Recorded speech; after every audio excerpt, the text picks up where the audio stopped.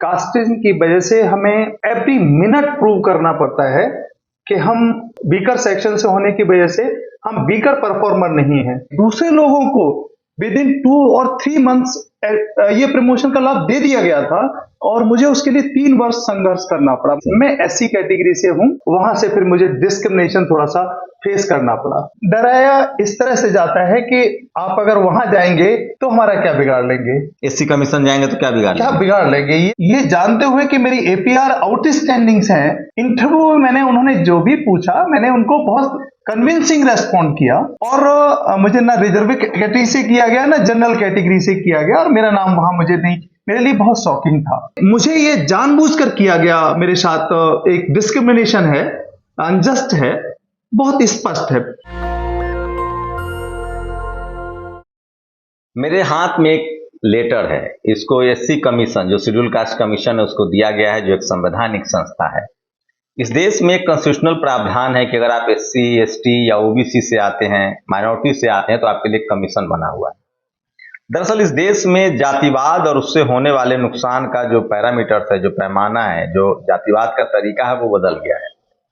अगर आप अपने जातिगत पेशे में, जिन लोगों ने जातियां बनाई, जो जातिवादी हैं, मनुवादी हैं, अगर आप अपने जातीय पेशे में, जैसे आप लोहे का काम करते हैं, लकड़ी का काम करते हैं, चमड़े का काम करते हैं, कपड़ा धोने का काम करते हैं, खेती करते हैं, ड्राइवरी करते हैं, सब्जी बेचते हैं, तो आपकी तारीफ की जाएगी, आपको गले लगाया जाएगा। लेकिन जैसे ही आप अपने जाति का काम छोड़कर media, judiciary, college, university, bureaucracy, business, विज्ञान, तमाम उन सेक्टर में आएंगे जहां पैसा है, पावर है, सम्मान है, जहां से आप अपने लोगों का भला कर सकते हैं, जहां से आप अपने समाज का भला कर सकते हैं, देश की तरक्की में हिस्सेदारी बन सकते हैं, तब आपको जातिवाद पीछा करने लगता है। तो पहले जातिवाद गांव में था, अब जातिवाद शहरों में आ गया और अब जातिवाद मैं बार बार पिछले 10 साल से कह रहा हूं, अब जातिवाद का शिकार उनको होना पड़ेगा जो सिस्टम के हिस्सा हैं, चाहे आप राजनीति में है, मीडिया में है, जुडिशियरी में है, ब्यूरोक्रेसी में है, जज हैं, जस्टिस कर्नन का मामला आपके सामने है। तो अब सबसे ज्यादा इस देश में जो एससी एसटी ओबीसी अल्पसंख्यकों के साथ जातिवाद हो रहा है, जो अच्छी नौकरियों में है, अच्छा बिजनेस में है, स्पोर्ट्स में है, सिनेमा में है। इसी कड़ी में हम आज आपको एक खास शख्स से मिलवाएंगे जिनका नाम है उपेंद्र कुमार बिमल, और एससी कमीशन में इन्होंने ये शिकायत दी है। उनसे समझेंगे कि जो शिकायत इन्होंने दी है उसका मतलब क्या है, क्या हो रहा है। बिमल जी, उपेंद्र कुमार बिमल आपका नाम है, मैनेजर हैं आप OP and BD corporate office New Delhi में। मैं जब ये अपनी ग्रीवांस कमीशन तक पहुंचाने का काम किया, उन दिनों में मैनेजर था DFCCIL में दिल्ली में, और मेरा इशू था, जो प्राइमरी इशू था वो एक रेजिडेंसी पीरियड को लेकर हुआ। मैं रेलवे से आया था और वहाँ मेरा प्रमोशन हुआ। नियम के अनुसार प्रमोशन की तिथि से आप जिस डिपार्टमेंट में डेपुटेशन पर होते हैं वहाँ उसका प्रोफोमा प्रमोशन का लाभ दिया जाता है, लेकिन यहाँ मुझे लाभ नहीं दिया जा रहा था, जिसके लिए मैंने अपना कंसर्न रेलवे में, DFC में, रेलवे बोर्ड में रेज किया। 2-3 वर्ष के बाद डिसाइड हुआ और मुझे वो लाभ दिया गया, लेकिन उसमें भी मुझे रेजिडेंसी का लाभ नहीं दिया जा रहा था, जिससे आपको बोलना पड़ा, आपने अपने अधिकार के लिए बोला, 2-3 वर्ष नेचुरली नहीं किया गया, जबकि दूसरे लोगों को विद इन 2 और 3 मंथ्स ये प्रमोशन का लाभ दे दिया गया था और मुझे उसके लिए 3 वर्ष संघर्ष करना पड़ा, मतलब लगभग। उसमें भी घर वाला लाभ नहीं मिला। हाँ, उसके बाद मुझे जो उस पीरियड को काउंट करने का लाभ होता है वो मुझे लाभ नहीं दिया जा रहा था। फिर मैंने वो कंसर्न को लेकर के जब मैं काफी रिप्रेजेंटेशन दिया, और उसमें पॉलिसी है DOPT की कि जिस व्यक्ति का पेरेंट डिपार्टमेंट में जिस तारीख को प्रमोशन होगा उस तारीख से अगले प्रमोशन के लिए रेजिडेंसी काउंट की जाएगी। रेजिडेंसी एक ऐसा पीरियड होता है जो उस ग्रेड में अवधि को काउंट करने का काम करता है अगले प्रमोशन की एलिजिबिलिटी के लिए। आप एससी कैटेगरी से? मैं एससी कैटेगरी से हूं और मेरे इस कंसर्न को बहुत इग्नोर किया गया। मुझे जब लाभ नहीं दिया गया तो फिर मैं इस मैटर को लेकर हाई कोर्ट में चला गया। आपके जो सर्टेन बॉस थे जिनके हाथ में ये सब करना था, क्या वो ओबीसी थे, क्या वो एससी थे, या जहाँ ट्राइबल थे, या जनरल कैटेगरी से थे? जहां तक मैं उनके बारे में मुझे जानकारी मिला, वो जनरल से थे। और वो मेरे मैं उनसे मिलने की कोशिश भी किया, उनकी तरफ से मुझे कोई बहुत अच्छा रेस्पॉन्स नहीं मिला। और जब मैंने अपनी बातें उनके सामने पॉलिसी को लेकर रखी, मैंने कि ये पॉलिसी ही अलाउ करती है, तो उन्होंने कहा कि नहीं, हमारे यहाँ इस तरह नहीं है, तो हमारे यहाँ कुछ डिफरेंट है। मैंने कि आपकी ही पॉलिसी भी अलाउ करती है, तो उन्होंने कहा नहीं, हमने एक कॉरिजेंडम निकाला है, उसके तहत अब अलाउ नहीं है। तो मैंने वो फिर अपना रूल चला रहे थे। अपना रूल एक अपने आप से वो डीओपीटी को, किस गवर्नमेंट ऑफ इंडिया को। आप अपने थोड़ा सा अपने प्रोफाइल के बारे में बताएं। मैं रेलवे से स्टेशन मास्टर से शुरू हुआ था मेरा जर्नी, और मैं स्टेशन मैनेजर होते हुए मैं वहाँ गेस्टेड कैडर में प्रमोट हुआ। और वहाँ से जो मेरे को प्रमोशनल चैनल के थ्रू जो बेनिफिट इनहेरेंटली जो मिलने चाहिए थे, उसमें जाकर के फिर छेड़छाड़ शुरू हो गया। कब से ये सब आपने झेलना शुरू किया? जब जॉब में आए तभी से शुरू हो जाता है? इनिशियल डेज में मैं डिपार्टमेंट का बहुत प्रिय रहा, जब वो मैं उनके लिए कंपटीशन नहीं था। लेकिन जैसे जैसे प्रोग्रेशन की बात आने लगी, और वहाँ फिर अपॉर्चुनिटीज आगे लिमिटेड होने लगी, और उनमें एक में कंपटीटर उनको बनने लगा, वहां से फिर मुझे डिस्क्रिमिनेशन थोड़ा सा फेस करना पड़ा। राजेंद्र प्रसाद सिंह कहते हैं कि अगर आप इस देश में एससी एसटी ओबीसी हैं तो नौकरी रिजर्वेशन का प्रावधान है, नौकरी मिल भी जाए तो डिग्निटी से नौकरी करना बड़ा मुश्किल होता है। आपका इंडिविजुअल क्या अनुभव रहा कि बहुत सारे कंप्रोमाइजेज करने पड़ते हैं, बहुत सारे बहुत तकलीफ दे सफर है वो नौकरी का, खासकर कास्टिज्म की वजह से?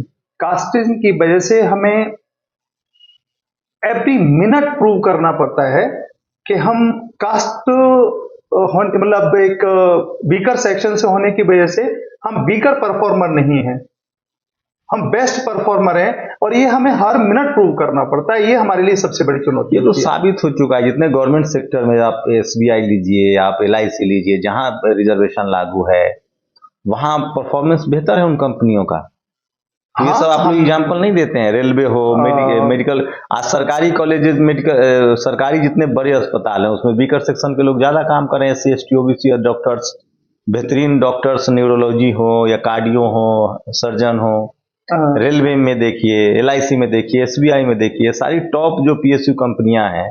सर मैंने अभी तो रेलवे के नए डायरेक्टर भी शेड्यूल कास्ट कम्युनिटी से आते हैं, जो सीईओ साहब हैं, वो नो डाउट आते हैं, और उनका भी अपना एक प्रोफाइल बहुत बेहतरीन रहा है। बट अभी ये सब बात नहीं मानते हैं लोग। एक्सेप्टेंस का अभाव है, जो मेरा अपना अनुभव है। मैं बताना चाहूंगा कि मेरे को उस दौरान जब मैं स्टेशन मास्टर कैडर में था, तो बहुत छोटे से पीरियड में ही मुझे डीआरएम अवार्ड, मुझे पीसीओएम अवार्ड, मुझे जीएम अवार्ड मेरी परफॉर्मेंस में मिल गए थे। लेकिन जब कैरियर प्रोग्रेशन की बारी आई, तो फिर वहां थोड़ा सा अच्छा एप्रिसिएशन मिलता था, लेकिन जब तरक्की की बात होती थी, जॉब में मतलब पदों की तरक्की हो, सैलरी की तरक्की हो, तब फिर वहां जाकर के वो उनका मूल्यांकन का तरीका थोड़ा सा मुझे असहज करने वाला था। वहां लगता था कि कहीं न कहीं कुछ फेयर नहीं है। कब तय किया कि आपको आप ये लड़ाई कब से लड़ रहे हैं? नौकरी के कितने साल हो गए? मैं इनिशियली तो ऐसा मुझे फील जरूर होता था, बट मैं अपनी बातें जब रेज करता था तो मेरी एक आदत थी कि मैं पॉलिसी रेफरेंस जरूर देता था, तो मुझे जस्टिस मिलता था। लेकिन जैसे जैसे वो मेरे क्लेम्स हायर लेवल की तरफ जाने लगे, आप आरोप लगता हो कि आप बहुत क्लेम भी करते हो, मैं हर मामले में क्लेम कर देते हो। नहीं, जब पॉलिसी मैं एंटाइटल हूँ, एलिजिबल हूँ, इस तरह से हैरेस किया गया होगा यार, तुमको बहुत प्रॉब्लम होती है। हाँ बिल्कुल, तुम्ही को प्रॉब्लम होती है। एग्जैक्टली वो प्रॉब्लम। आपने कभी कहा नहीं कि हमारे समाज से हम ही जैसे कुछ ही लोग हैं, चुनिंदा लोग जहां तक पहुंच पाते हैं? ये उनकी समस्या थी, और मैंने उनको बताया कि मैं अपनी बात जो मुझे डिपार्टमेंट या जो इंस्टीट्यूशन है उनका पॉलिसी प्रोवाइड करता है, और मैं डिजर्व करता हूं, एलिजिबल हूं, तो मैं क्यों अपने उस क्लेम को नहीं कर सकता? एससी डिपार्टमेंट में इस देश में लाखों, मैं कह रहा हूं लाखों लोग हैं जो एससी कमीशन में अपनी याचिका लगाते हैं, कोर्ट में जाते हैं, अब वक्त आ गया है कि आप सोशल मीडिया प्लेटफॉर्म पर, पब्लिक प्लेटफॉर्म पर भी संवैधानिक दायरे में रहकर अपनी बात को कह सकते हैं, क्योंकि आप पब्लिक डोमेन में आपकी शिकायत है। मैं डराया भी जाता है लोगों को, क्योंकि आप बोल नहीं सकते हैं इसके बारे में। डराया इस तरह से जाता है कि आप अगर वहां जाएंगे तो हमारा क्या बिगाड़ लेंगे, एससी कमीशन जाएंगे तो क्या बिगाड़ क्या लेंगे? बिगाड़ लेंगे, ये इस लेवल तक का मतलब वो उनको कि फिर वो ये भयभीत होकर के कि जब वहां कुछ मिलना ही नहीं है तो वो आगे अप्रोच ही न करे, डिस्करेज एक किया तरीका जाता है। भी है कि आपको एससी कमीशन, आप बस आपको नहीं करेंगे, आप कोर्ट जाइए, कोर्ट में मामला आपको पता है जुडिशरी की क्या हालत है, सालों साल लटकता है, आपका कैरियर चौपट हुआ, आप मानसिक डिप्रेशन में गए, तनाव में गए। इसीलिए राजेंद्र प्रसाद सिंह कहते हैं कि नौकरी पा लेना आसान है एससी एसटी ओबीसी के लिए, नौकरी डिग्निटी से पूरा करना, ये सब एक तरीका है। एससी कमीशन से कुछ आदेश हुआ तो वो कोर्ट चले जाते इम्प्लीमेंटेशन हैं, का प्रॉब्लम है। वो कोर्ट चले जाते हैं, फिर कोर्ट में सालों साल मामला लटकता रहता है, क्योंकि हाई कोर्ट और सुप्रीम कोर्ट में आपको पता है एससी एसटी ओबीसी को वहां जज भी नहीं है, कोलेजियम सिस्टम से जज है, तो तमाम है। लेकिन आपने एक चीज और मैं ऐड करना चाहूंगा कि मेरे जब रेजिडेंसी का मैटर मैंने रखा और मैं कोर्ट में चला गया, सब्सिक्वेंटली मेरा पीरियड पूरा हो गया और मेरी रेजिडेंसी डिसाइड नहीं हो पाई, और वो जो लाभ मुझे रेजिडेंसी का मिलना चाहिए था जिसके लिए मैं एजिटेट कर रहा था, और वो लाभ मुझे नहीं मिला। पर मेरी उम्मीद थी कि कोर्ट से डिसीजन होगा तो रेट्रोस्पेक्टिवली वो इफेक्टिव होगा, मेरे को कहीं की उसका डायरेक्ट इनडायरेक्टली लाभ मिलेगा। लेकिन जब मेरा नॉर्मल रेजिडेंसी से मेरा सिलेक्शन का पीरियड आया और मेरे को इंटरव्यू में कॉल किया गया, तो ये जानते हुए कि मेरी एपीआर आउटस्टैंडिंग्स हैं, मेरा प्रेजेंटेशन बहुत अच्छा है, इंटरव्यू में मैंने उन्होंने जो भी पूछा मैंने उनको बहुत सेटिस्फैक्ट्री और ट्रूली उनको कन्विंसिंग रेस्पॉन्ड किया। उसके बावजूद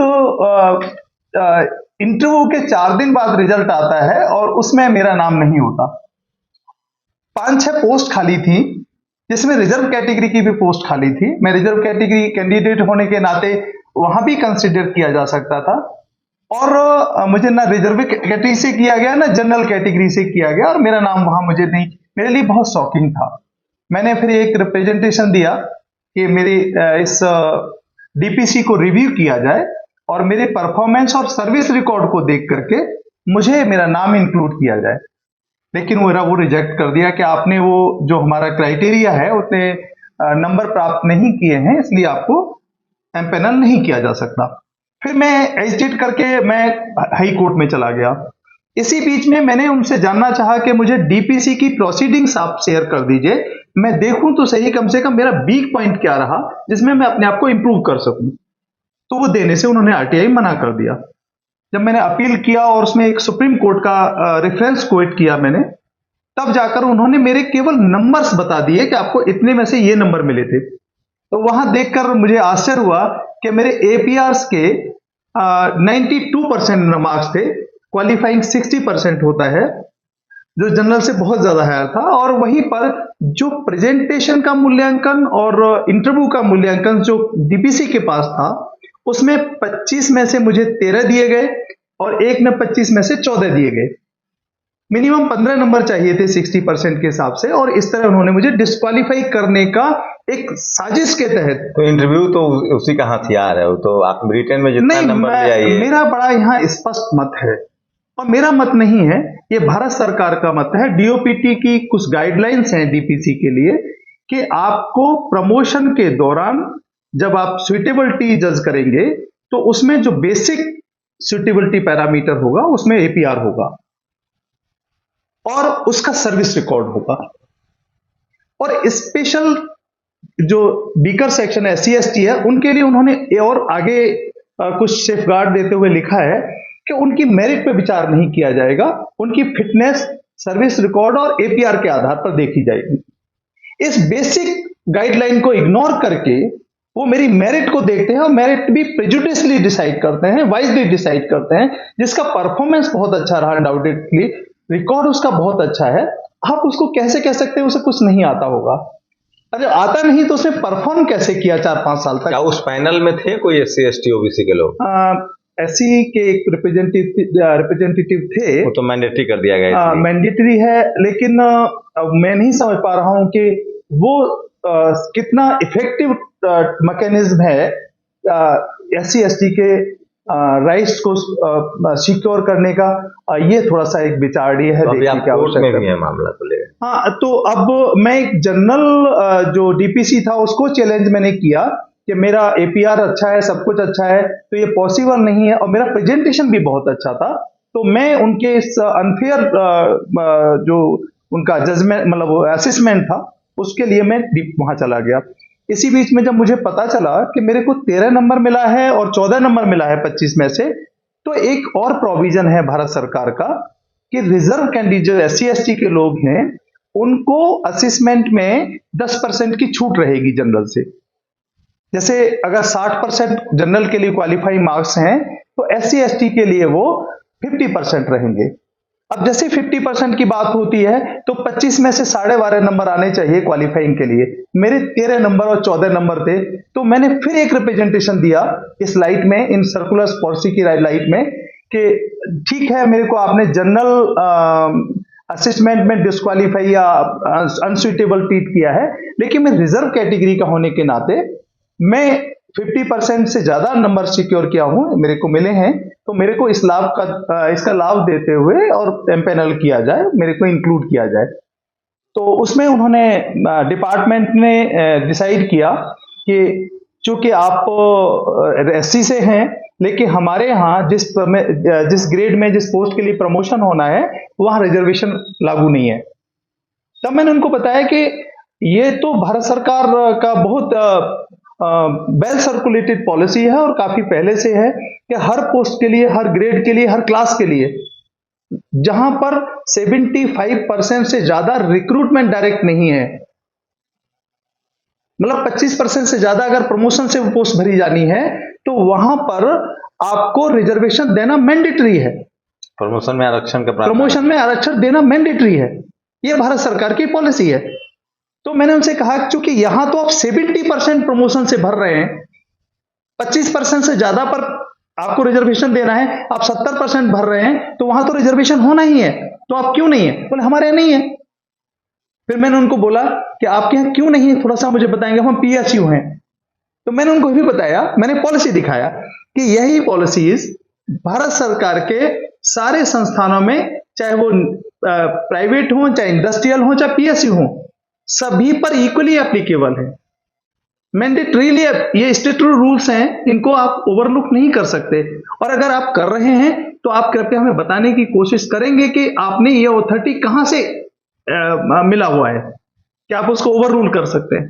तो उन्होंने मेरे को आज तक कभी कोई पॉलिसी शेयर नहीं किया, और ये मुझे फेल करने के पीछे की जो साजिश मेरे को समझ में आती है, क्योंकि मैं उनके रेजिडेंसी के इशू को लेकर हाई कोर्ट में चला गया था और वो प्रमोशन का लाभ देने के लिए ही थी। तो उन्होंने ये मुझे जताने के लिए कि आप रेजिडेंसी मिलती है नहीं मिलती है, उससे आपको प्रमोशन मिल जाएगा ये निश्चित नहीं है, प्रमोशन तो हमारे हाथ में है, ये उन्होंने अपनी इस अथॉरिटी को प्रूव करने के लिए मुझे डिस्क्वालीफाई किया, जो मैं नट एंड सेल में उसका सार समझ पाया। और ये इससे बहुत स्पष्ट है कि मुझे ये जानबूझकर किया गया, मेरे साथ एक डिस्क्रिमिनेशन है, अनजस्ट है, बहुत स्पष्ट है।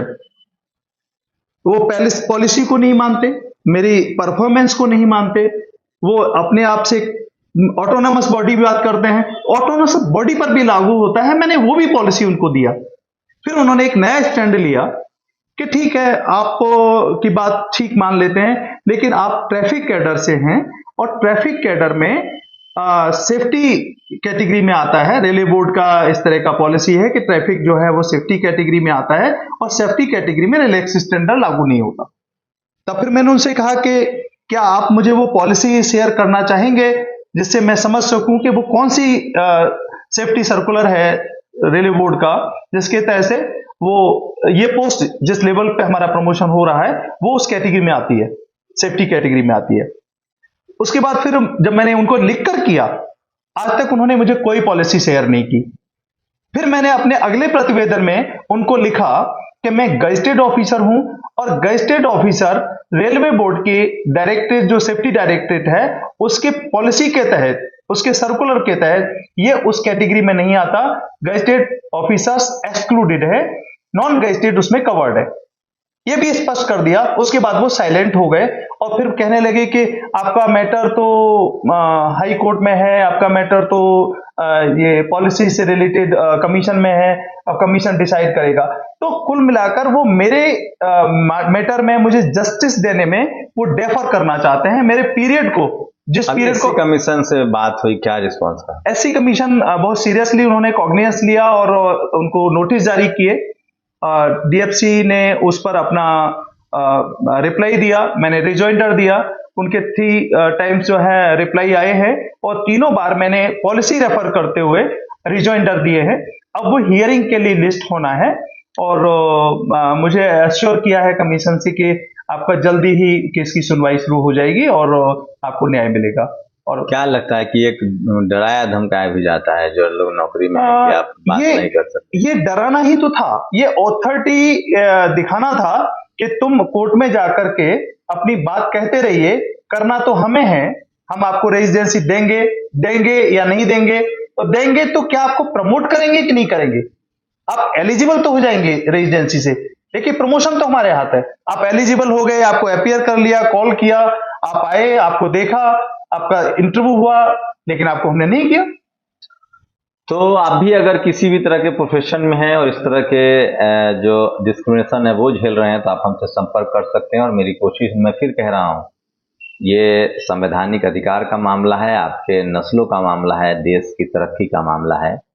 अपने संवैधानिक अधिकार के लिए सजग रहिए और अपनी बात को सोशल मीडिया के जरिए लिखिए, बताइए सिस्टम के लोगों को, ताकि पता तो चले।